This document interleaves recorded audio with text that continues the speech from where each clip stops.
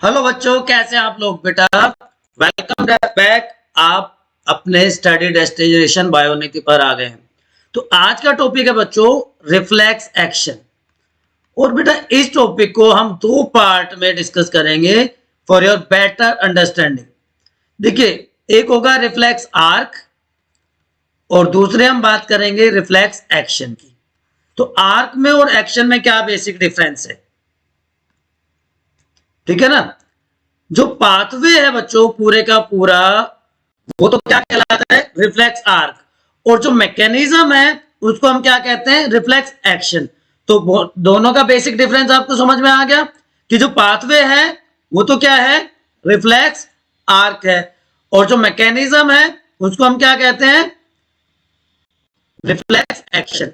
Is it clear to everyone now.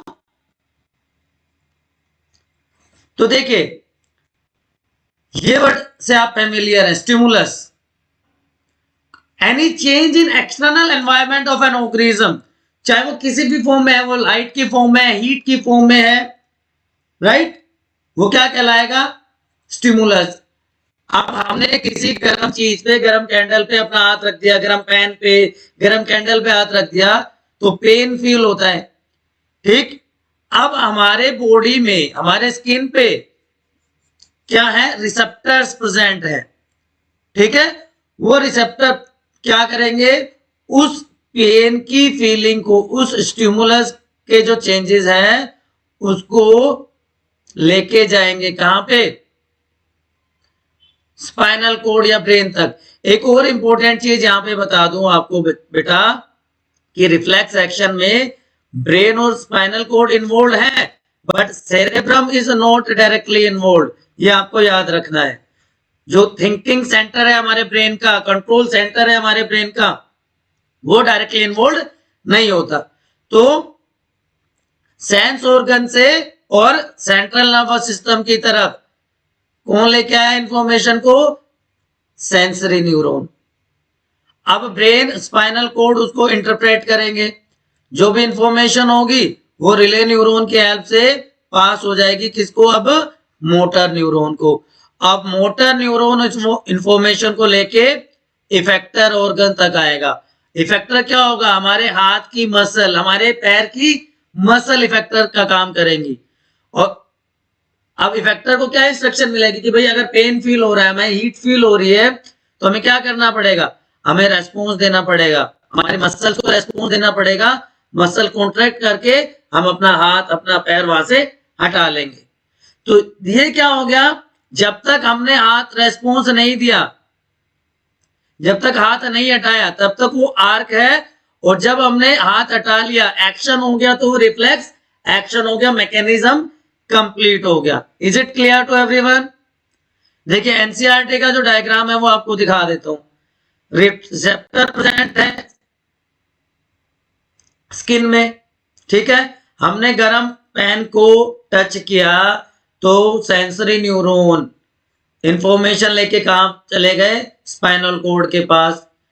Spinal cord ने instruction मांगी brain से, brain ने जो रेस्पॉन्स दिया वो रिले न्यूरॉन की हेल्प से बच्चों मोटर न्यूरॉन कहां पे लेके आ गए, इफेक्टर ऑर्गन तक। इफेक्टर ऑर्गन क्या है, मसल इन आर्म। तो यहां तक अभी कोई मूवमेंट नहीं हुआ है, so this is called reflex arc.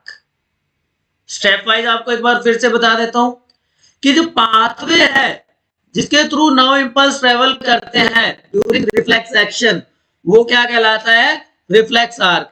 कि स्टिमुलस था, स्टिमुलस क्या था हमारा, हीट थी।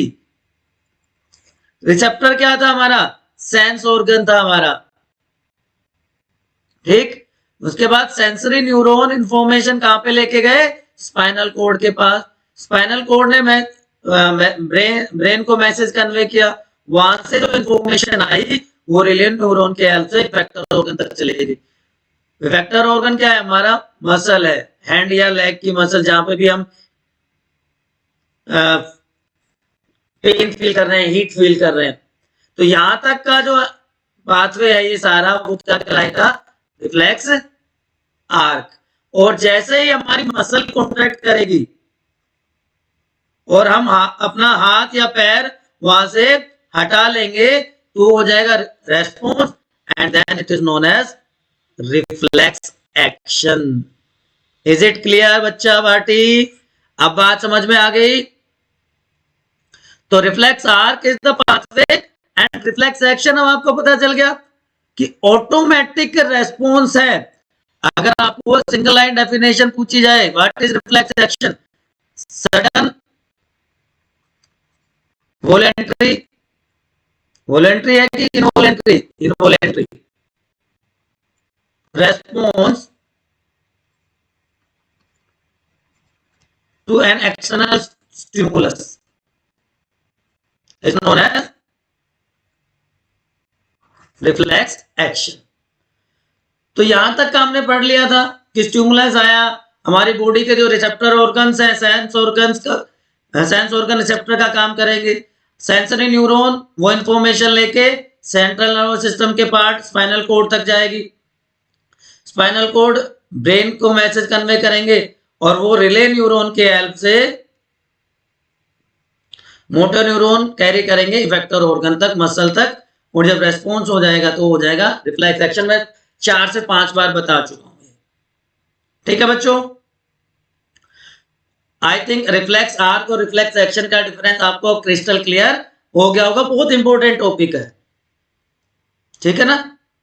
ये देखिए, स्टिमुलस, स्किन में रिसेप्टर्स, सेंस ऑर्गन, एसोसिएशन जिसको हम रिले न्यूरॉन भी कहते हैं, मोटर न्यूरॉन के हेल्प से, और पुलिक बैक ऑफ हैंड मसल का कॉन्ट्रैक्शन हो गया। तो this is mechanism of reflex action,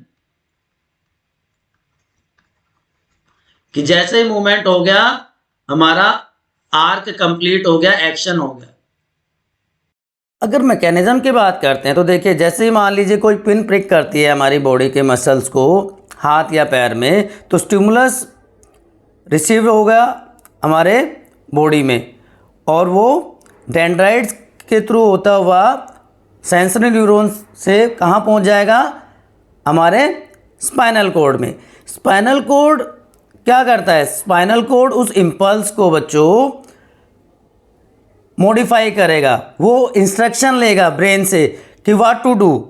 जिस तरह से आपके स्कूल में होता है ना, कई बार कोई क्रिटिकल इशू हो जाए तो टीचर प्रिंसिपल से कंसल्ट करते हैं, उसके बाद प्रिंसिपल अप्रोप्रिएट एक्शन के लिए बोलते हैं, और वो फिर जो एक्शन होता है वो टीचर कन्वे कर देता है पेरेंट को या स्टूडेंट को।